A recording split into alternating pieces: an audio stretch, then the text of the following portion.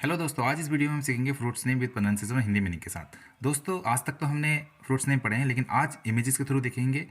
Grapes अंगूर, बनाना केला, ये केले का पेड़ है दोस्तों।